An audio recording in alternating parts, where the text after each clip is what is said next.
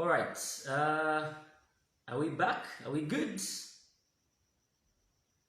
Someone confirm that we are back. You can hear me.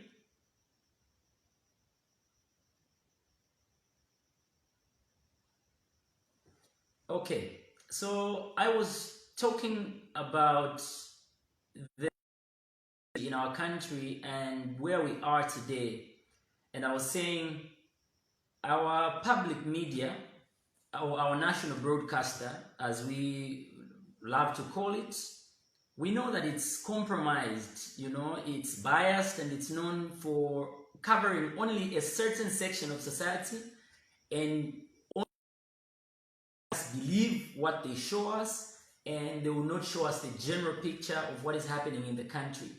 And so because of that, a lot of people have resorted to private media houses, and that's where they can access information.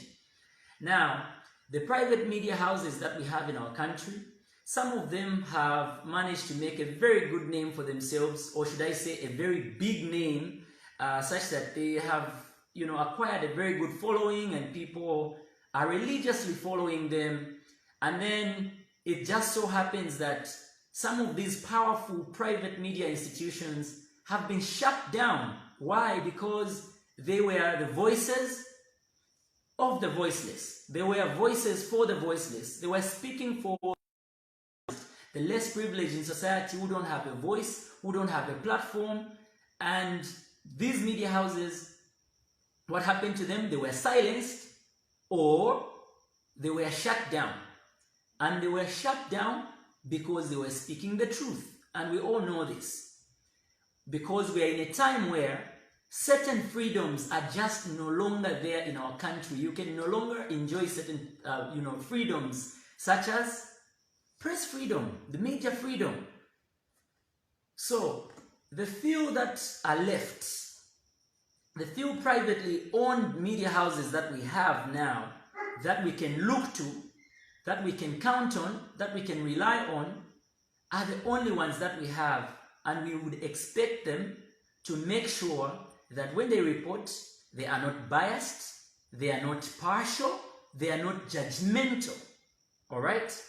So what am I talking about? This morning, I was listening to the Red Hot Breakfast on Hot FM, which is presented by my good friend Mutale Mwanza, my good friend Flavor, and my good friend Peasy. And this is one of the most popular breakfast shows in our country. No debate about that. And I was listening to the program this morning, and they were addressing the issue of Mutale and his decision to join partisan politics, which is what he has decided to do. And I was paying attention to everything that was being said on the show.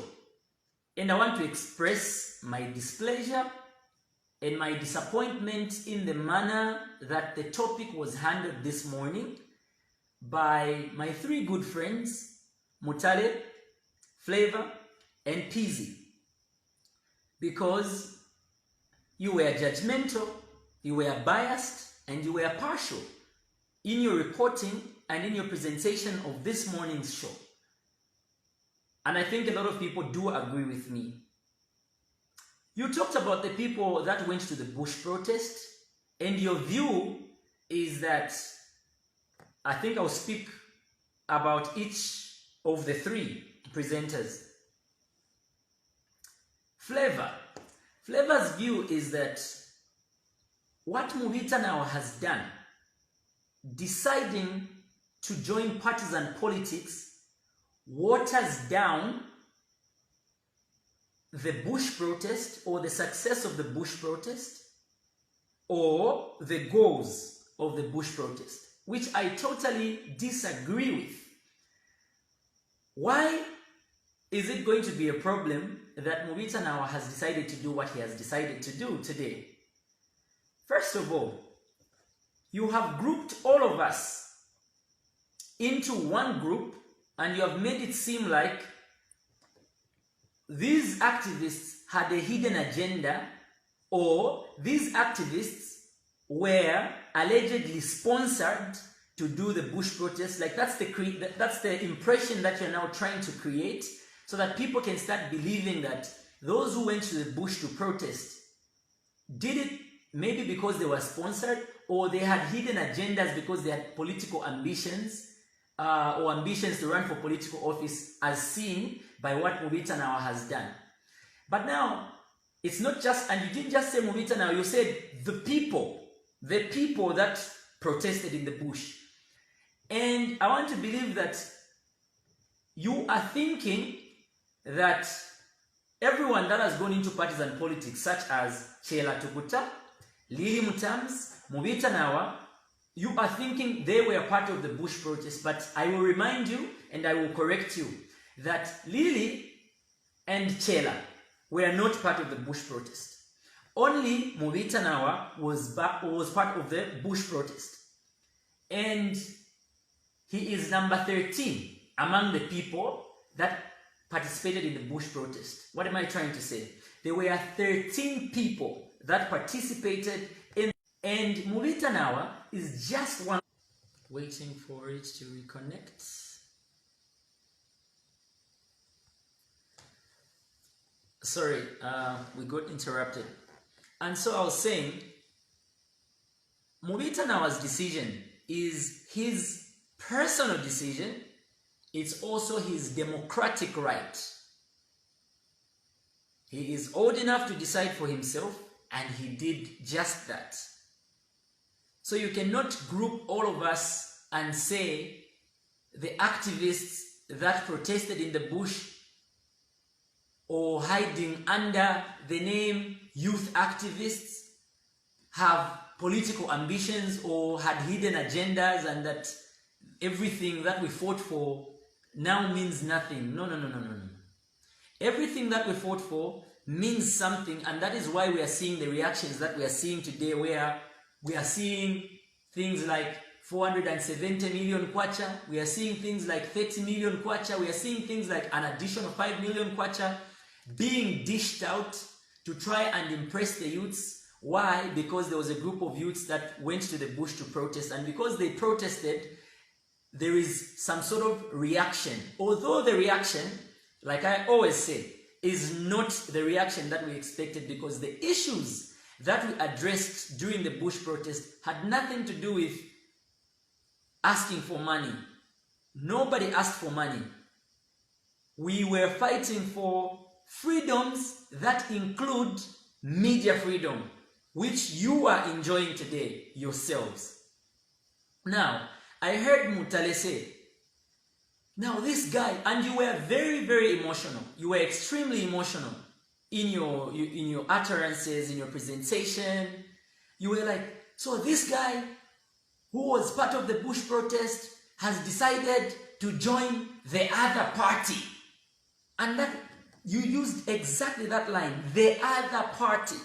And when you say the other party, what does that say about you, or how does that make you look? Because when you say the other, then it means there is a party and then there is the other party. So which one is a party, and why should the other one be called the other party? Because they are all parties, and anyone can join whichever party that they decide to join, just like Mutale has done, and that's his decision.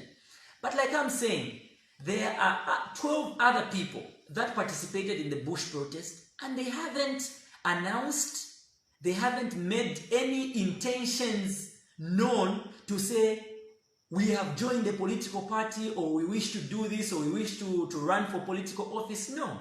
Only Mutale has done that. And because he has done that, you cannot make it seem like then everything else that has been done is useless, or everything else that has been done is rendered useless, like it will not hold any water. No.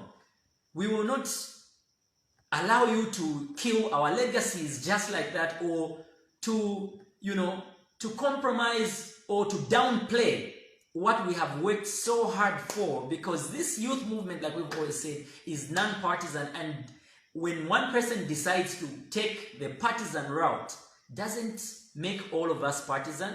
That is an unfair accusation coming from a journalist, because that makes you biased. You're being judgmental. You are judging every other person that hasn't even, done anything of that sort. Peasy, in my opinion, you were the voice of reason.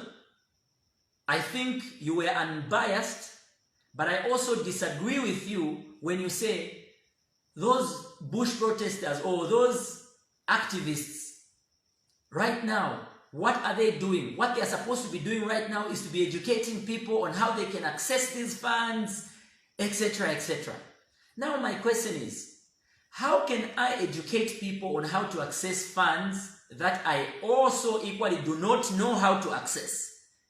In the first place, I don't work for government. I am not a government representative. For me to start doing the job of the government, to start explaining to people, to say there's a youth empowerment fund, go and access it. For you to access it, these are the steps that you need to take. No. When did the government educate me? When did the government teach me the criteria? When did the government show me exactly how it is done? Or which testimony or which testimonial have I received? Which person out there has received those funds? Have I met anyone who has received the funds? No. So how do I go out there and start explaining to people to say, this is how you can access these funds, this is how you can receive these funds, these are the procedures you have to follow? I also don't know. I don't work for government, and I will not spend my time trying to justify things on behalf of government. No. In the first place, I'm not a cadre. Secondly, I'm not a civil servant. Thirdly, I'm not in government. And so I can't start doing the job of the government. It's the job of the Ministry of Youth and Sports to go and explain to the young people how they can access those funds. It's the job of CEEC through their platforms to explain to young people how they can access those funds. It is not my duty. It's not the responsibility of the activists. As activists, we have been very clear and categorical on what we want. And we have stated different things. We've talked about press freedom. We have talked about freedom of expression. We have talked about constitutionalism. We have talked about the respect for the rule of law. We have talked about, fair application of the law. We have talked about, the fight against corruption. The fight against corruption among public officials or among public officers, the people that we have entrusted to run the affairs of our nation. How can we hold them to account? And we have said that this movement is all about good governance and accountability. We have made it very, very clear. And we will not be derailed to start doing the job of government, to start explaining about some youth empowerment funds that we don't even know the motivation behind. We don't know whether it's a campaign strategy. We don't know whether that money actually really exists. We don't know if there's even any person that has accessed those funds yet. And we can't start doing that job. We have other issues that are pending. We have other issues that we raised on our placards when we went to the bush. And those issues have not been addressed. Youth empowerment was one of them. But who said youth empowerment is only restricted to giving money, or is only restricted to making a pronouncement on some money? No. Youth empowerment is a lot of things. Giving me a voice and allowing me to speak, allowing me to protest, it's also part of youth development. It's part of youth empowerment. If you allow me to go and protest against the things that I'm not happy about, that's youth empowerment.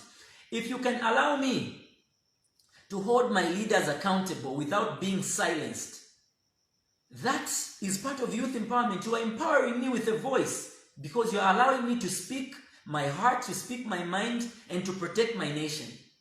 If you're going to allow me to speak against foreigners or foreign investors that are going to come to my country and start ill-treating and oppressing Zambian workers, locals, my fellow citizens in this country, then you are empowering me as a youth because you are allowing me to do the right thing, which also gives you an opportunity, if you are in the government, to work towards achieving those good ideas that are coming from the young people. So today's presentation on the Red Hot Breakfast Show by my three good friends, Mutale, Flavor, and Peasy, was biased, it was judgmental, it was partial. You took sides and you make it look like, like what Mubita has done is wrong. That's his decision. He has decided to do that.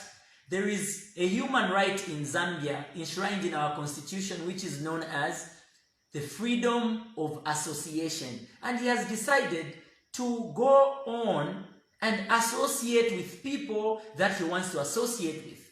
He made it clear to some of us that he will no longer be part of our team.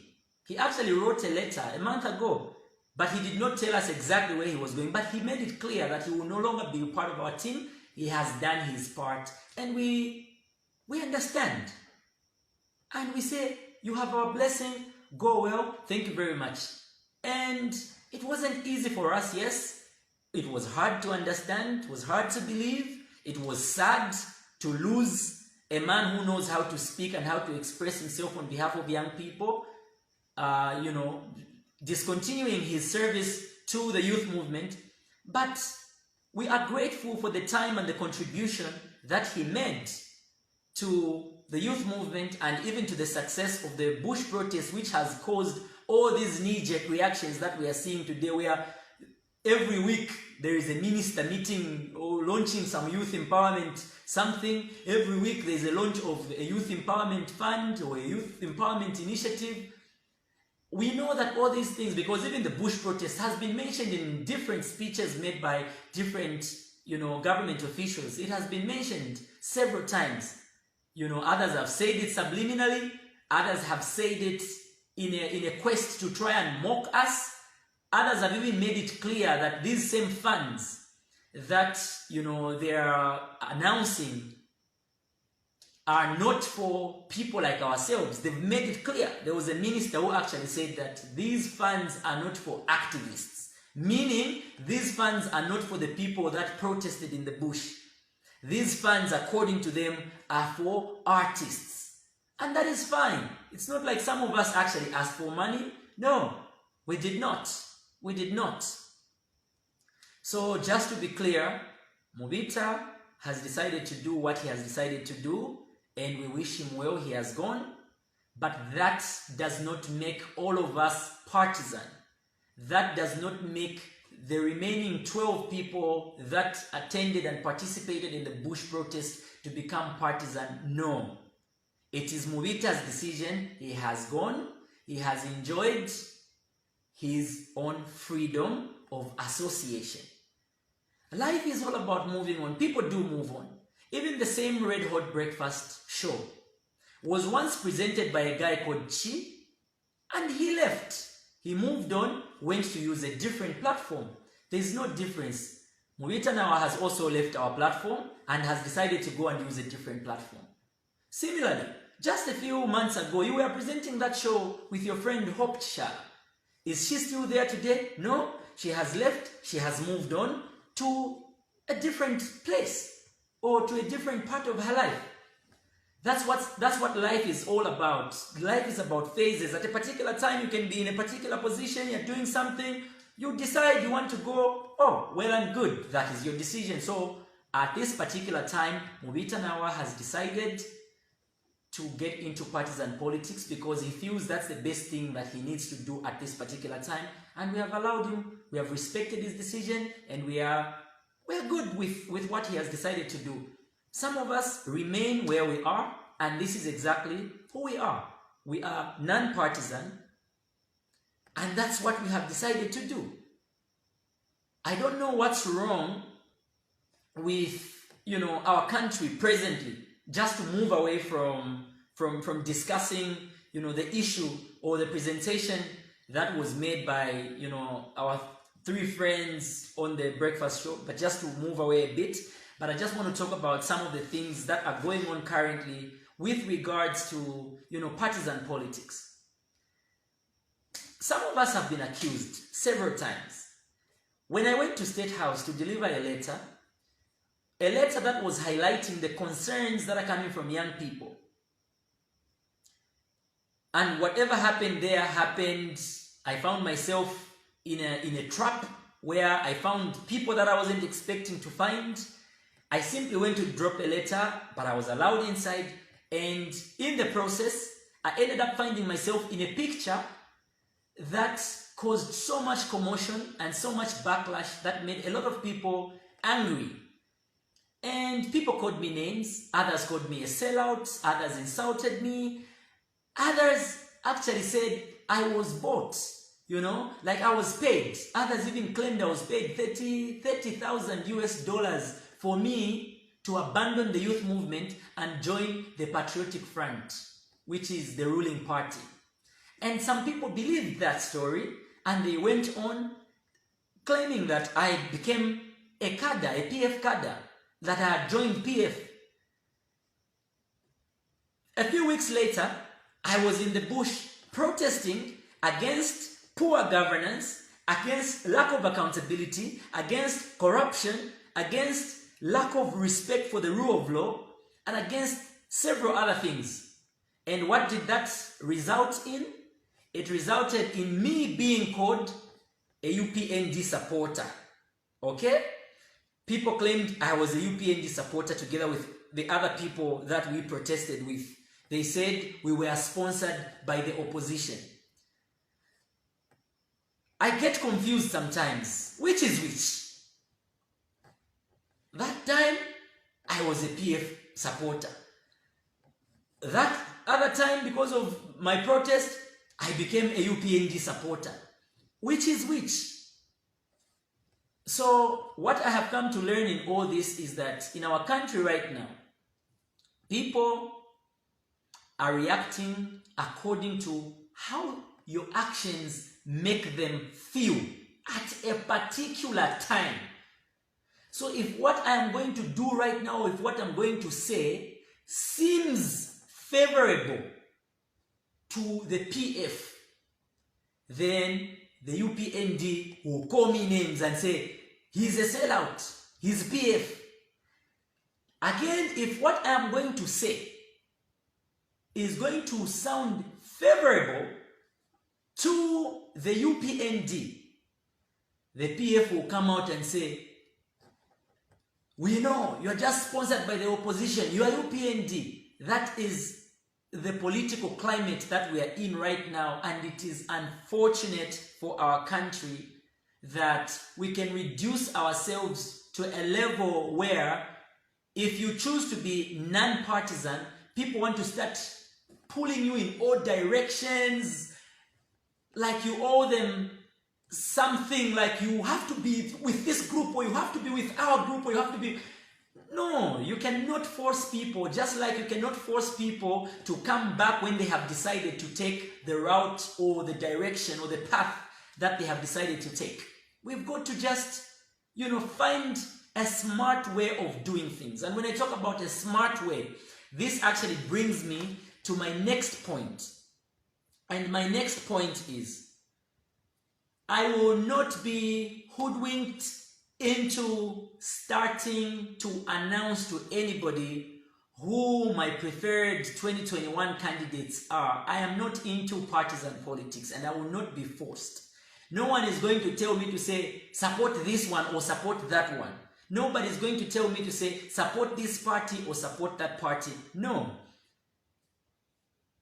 It is up to you to make a decision. It's not me to start influencing people to say, vote for this one or vote for that one. No, that is not my responsibility. But my responsibility, which I am taking right now, is to encourage and urge my fellow young people, my fellow youth of Mother Zambia, to make smart decisions, because smart voters make smart leaders.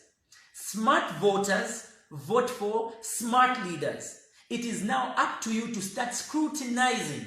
It's up to you to start reading the manifestos of the different political parties that we have in the country for you to make your final decision. Don't rely on BFlow to tell you what kavotere ulia or kavotere ulia. Yo. What you have to do right now is to read into what these people are saying. What are they saying? What are they promising? How genuine are these promises? How real, how truthful are these promises coming from the heart? Are they saying the truth when they say they will do ABCD? Are they saying the truth when they say they have done ABCD? It's up to you to make that decision. All I can encourage you is to exercise your freedoms and your rights. Your right to vote. Go ahead. Go register as a voter. Go get your NRC right now. Go and do the right thing. That is my responsibility as an activist, to just give you some sort of direction and encouragement to help you, and also to do outreach, to speak on behalf of the marginalized that don't have a voice, that don't have the kind of platform that I have, just to make sure that they do the right thing. And that's all. That's all that we're doing right now.